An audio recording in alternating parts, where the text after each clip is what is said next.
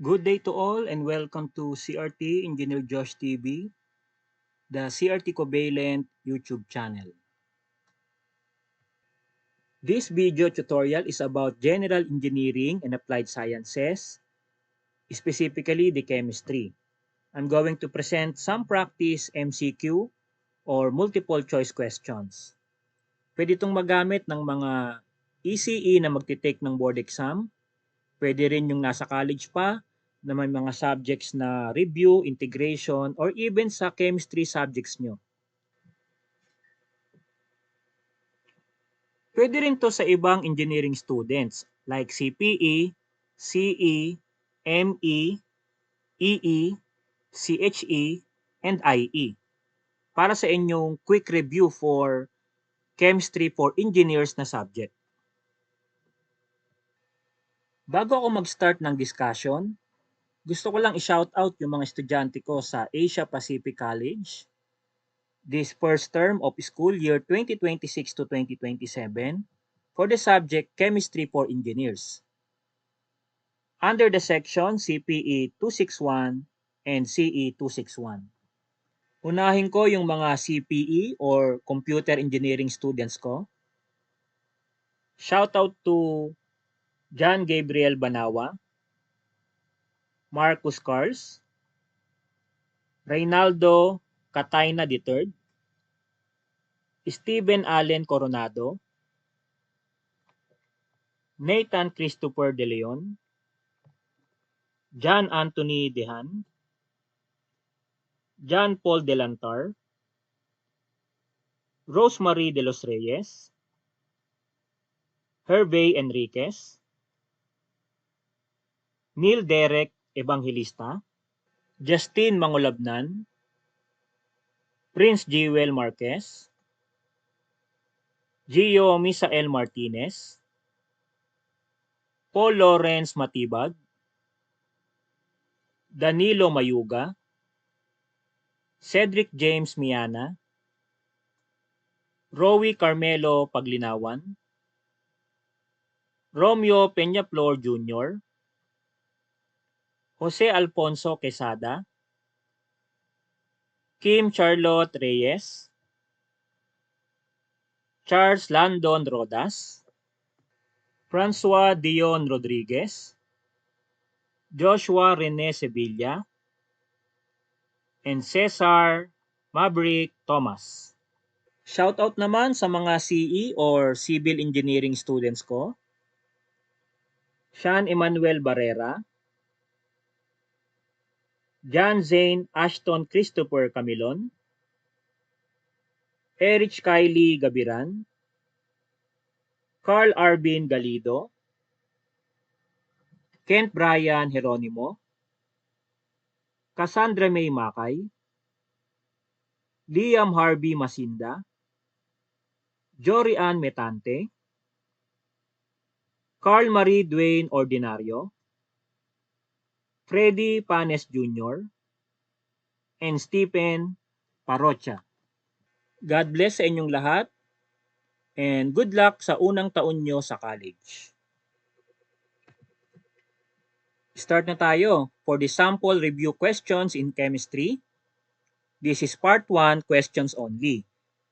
So gaya ng iba kong mga video tutorial, pwede muna kayong magsagot sa papel, isulat nyo yung mga answers ninyo, and after ng part 1, ipe-present ko naman sa part 2 yung answers and solution. And then by that, pwede nyo nang checkan yung mga initial na sagot nyo. Okay, so start na tayo sa question number 1. Which statement best defines an atom? Select the best answer from A, B, C, and D. So dito, hindi ko na binabasa yung mga choices. Kayo na yung magbabasa niyan. Pwede nyo namang i-pause saglit yung video na to para makafocus kayo kung ano yung magiging sagot nyo for this or for every item.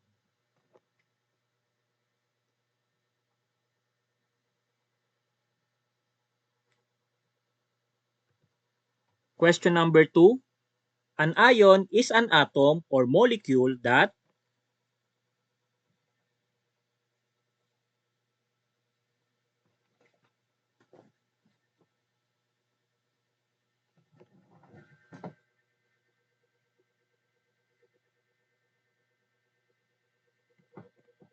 Question number 3. Which atom model is also called Thomson's model?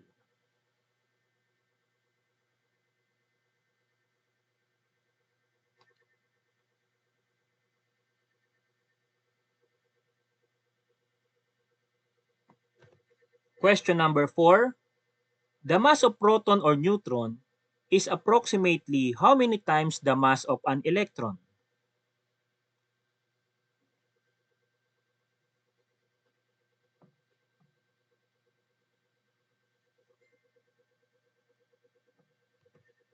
Question number 5. In Bohr's model, what is the maximum number of electrons in the third shell?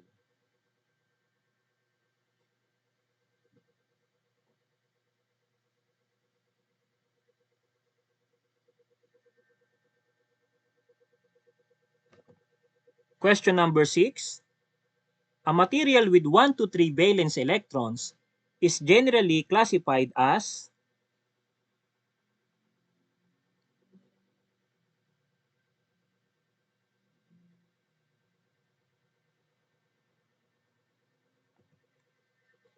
Question number 7. Isotopes are atoms of the same element that have different numbers of blank. Select the best answer from A, B, C, and D.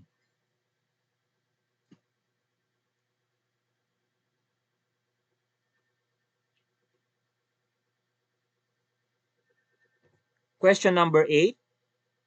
How many naturally occurring diatomic elements are listed in the periodic table?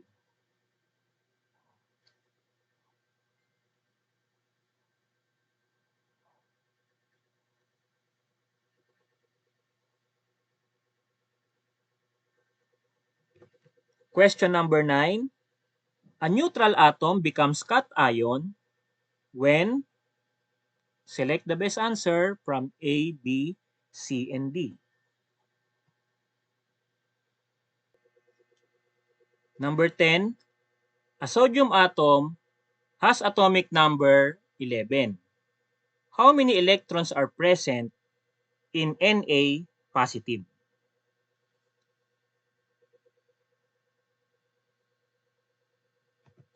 Question number 11.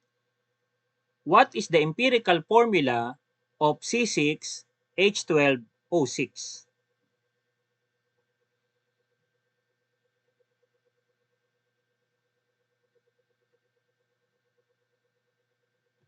Question number 12. What is the systematic name for N2O? Select the best answer for number 12 from A, B, C, and D.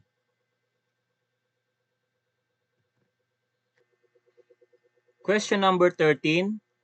Avogadro's number is approximately equivalent to. Select the best answer or select the answer from A, B, C, and D.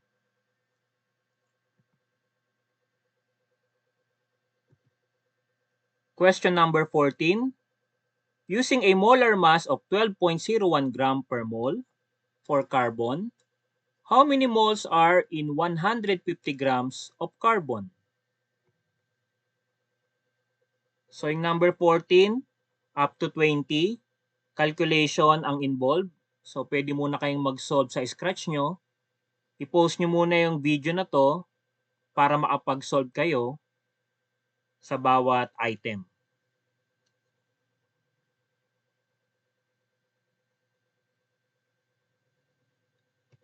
Number 15, how many moles of potassium are in 0.551 grams?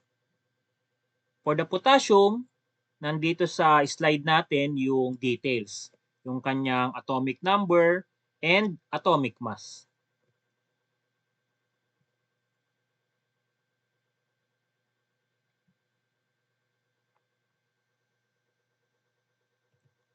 Number 16, what is the molar mass of ethanol with the chemical formula of C2H6O?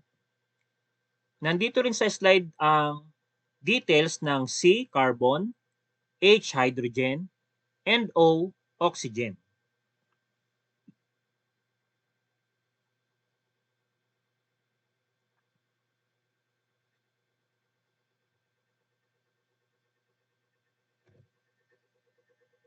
Question number 17, what is the molar mass of salt with the chemical formula of NaCl? Nandito rin sa slide yung details ng Na or sodium, NCl or chlorine.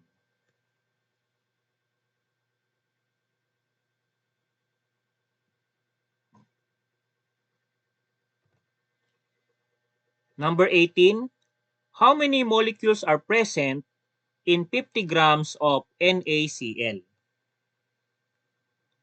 Itong number 18 para siyang continuation ng calculation from number 17. Kaya dito hindi na nilagay yung details ng NaCl.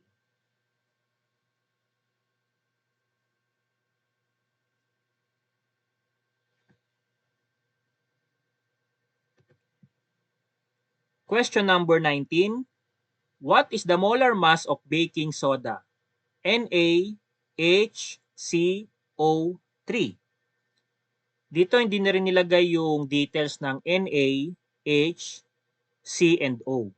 Since nakapresent na yan sa mga previous slide or previous part ng video na to.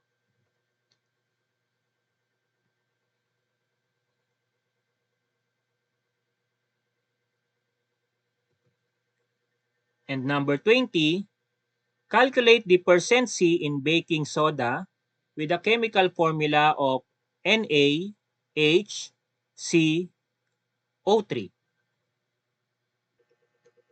Let's proceed to part 2, answers and solutions. Pero siguraduhin nyo muna, finalize nyo yung mga sagot nyo, i-ready nyo na para machikan nyo ng maayos. Let's begin. For number 1, which statement best defines an atom? The answer for this is letter B, the smallest unit of an element that retains its chemical properties. For number 2, an ion is an atom or molecule that, letter D, has gained or lost electrons.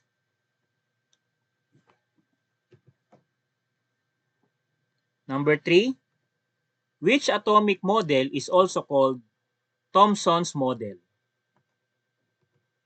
The answer is letter A, plum pudding model. And for your reference, ito yung mga iba't ibang atom model nagsimula kay John Dalton or the Dalton's model. Ito yung kanyang model, solid sphere model. Kay Thomson, plum pudding model. Kay Rutherford, nuclear model.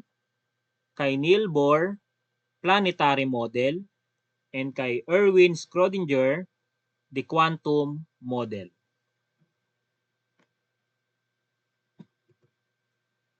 Question number 4.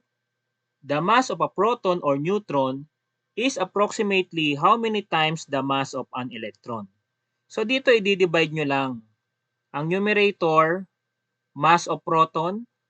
Ang denominator, mass of electron. So dito sa choices, hindi eksakto yung ibinigay. Pero ang best answer dito is letter B, 1,840.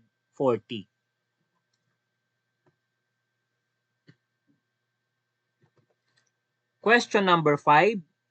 In Bohr's model, what is the maximum number of electrons in the third shell?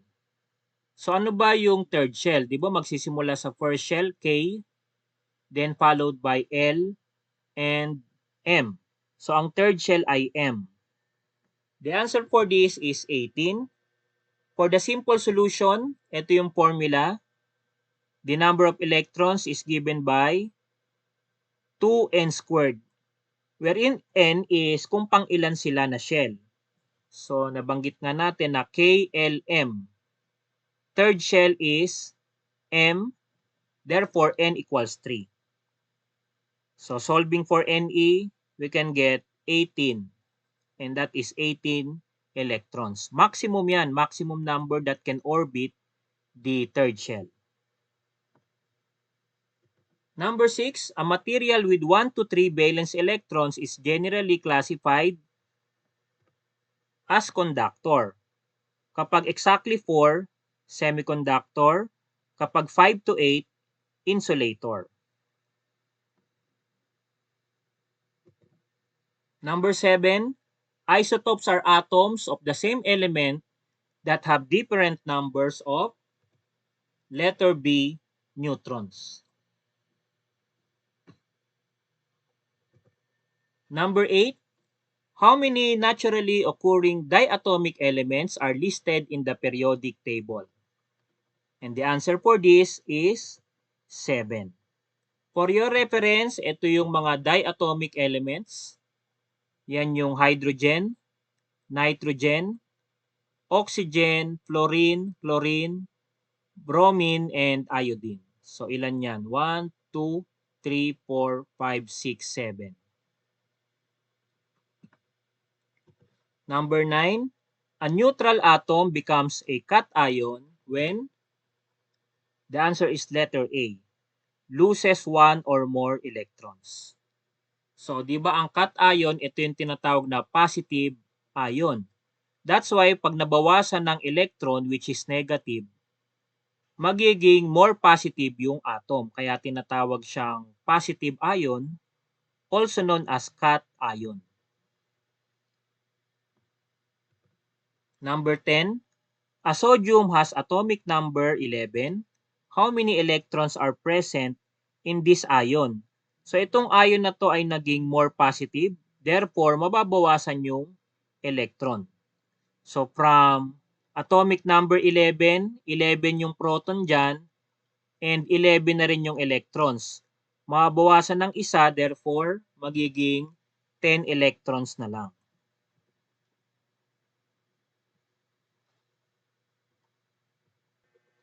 Number 11, what is the empirical formula of C6H12NO6? So dito i-reduce mo lang yan sa lowest term. Ano ba ang number na pwedeng pang-divide? Common dyan sa 6, 12, 6. So pwede yung 6. So 6 divided by 6 magiging subscript 1 na to. Ito divided by 6 magiging subscript 2 and dito magiging subscript 1. And the answer is letter A. Number 12, what is the systematic name for N2O? So dito ginagamitan to ng prefix. Kapag subscript 2, ang gagamitin di. Kapag subscript 1, ang gagamitin mono. So therefore, the best answer for this is dinitrogen monoxide. So number 12, letter D. Number 13, Avogadro's number is letter B, 6.022 times 10 raised to 23. Question number 14, using a molar mass of 12.01 grams per mole of carbon, how many moles are in 150 grams of carbon? So ano yung sagot nyo rito? Okay, ready nyo nang checkan? And the answer is letter C. For your reference, this is the solution. So first, kunin nyo yung formula. The number of moles is mass over the molar mass. Therefore, yung given na 150 grams, i-divide nyo lang sa molar mass na 12.01. And you will get 12.4896 or 12.49 mole. Number 14 is letter C.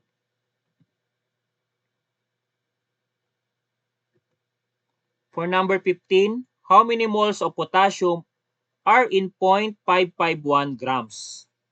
So ito yung details. Ang kailangan mo rito yung atomic mass. Ito yon, yung 39.098.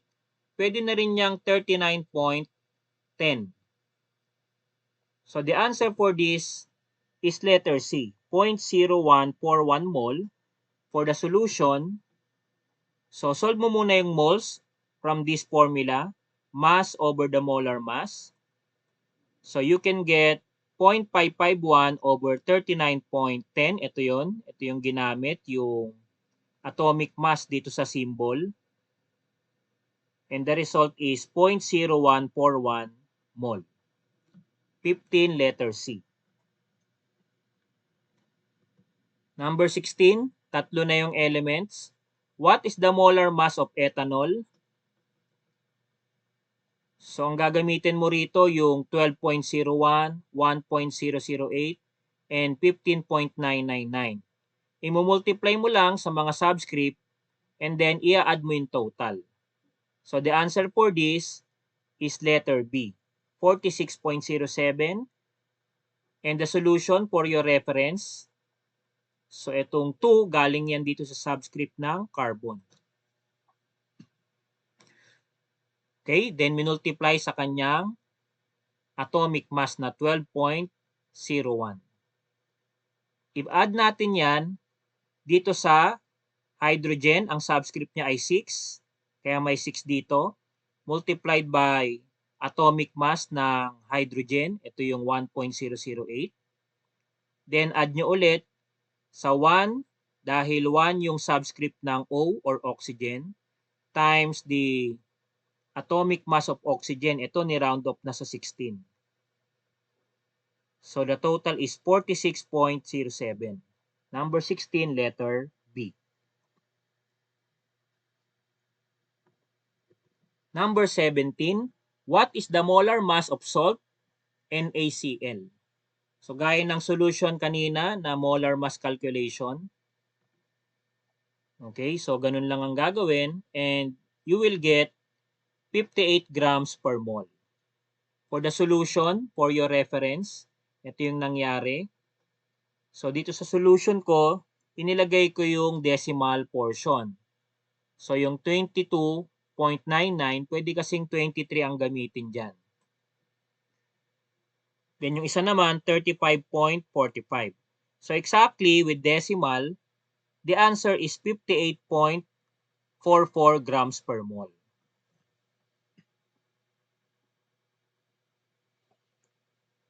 Number 18, how many molecules are present in 50 grams of NaCl?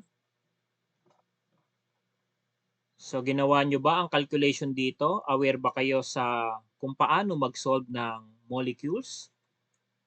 The answer for this is letter D, 5.15 times 10 raised to 23 molecules. And the solution for reference, kukunin nyo muna yung number of mole. So yung 50 grams, i-divide nyo sa 58.44. Saan nakuha yung 58.44? Para kasing ito yung continuation ng number 17. Kukunin nyo yung buong molar mass ng NaCl.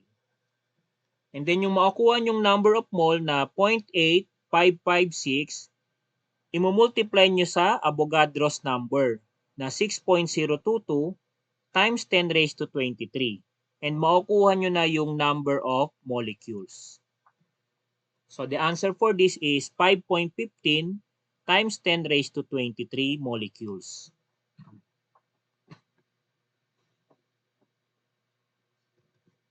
Number 19, what is the molar mass of baking soda? And the answer for this is 84 grams per mole. For the solution, for your reference, yung Na, 22.99 ang gagamitin. Yung H, 1.008. C, 12.01. And oxygen, 16. So lahat yan naka-grams per mole. So imumultiply nyo lang sa mga subscript. Katulad ng Na, ang subscript 1. Kaya ito, 1 times 22.99. Ang H, 1 din yung subscript. Ito. Ang C, 1 din yung subscript. Yung O, 3 yung subscript. Kaya meron ditong 3. So, i-process nyo lang yan. You will get 84.008 or 84.01 dito sa choices. The best answer or approximately Letter C, 84 grams per mole.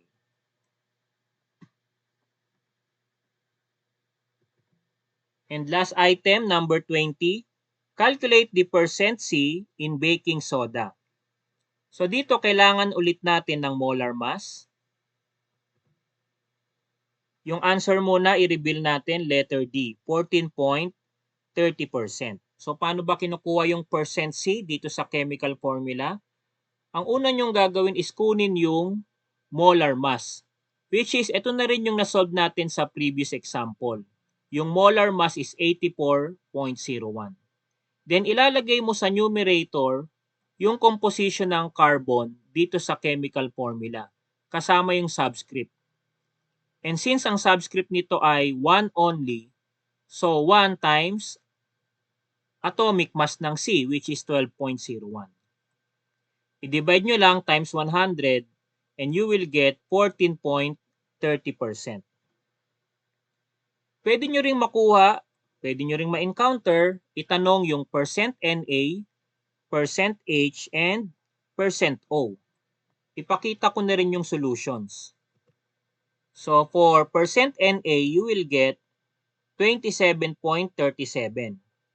So, ang subscript ng Na ay 1, kaya 1 times 22.99 lang yan. Divided by 84.01 or 84.008. So, you will get 27.37% 4% Na. Ganun din sa percent H. Ganun din ang process. And ang makukuha nyo is 1.2%. And also, sa percent of oxygen, dito naman kasi may subscript na 3, kaya kung makikita nyo, meron ditong multiplier na 3 sa numerator. So 3 times 16, then divided by 84.008, and you will get 57.14%. And to check your answers, dapat mag-arrive kayo sa 100% kapag inad nyo yung bawat percent ng mga element dito sa chemical formula. So, we have 27.37 plus 1.2 plus 14.3 plus 57.14, and this is equivalent to 100%.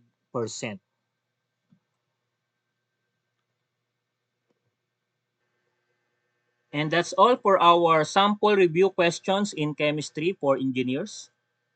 Good luck sa inyong paparating na board exam or quiz and exam sa college.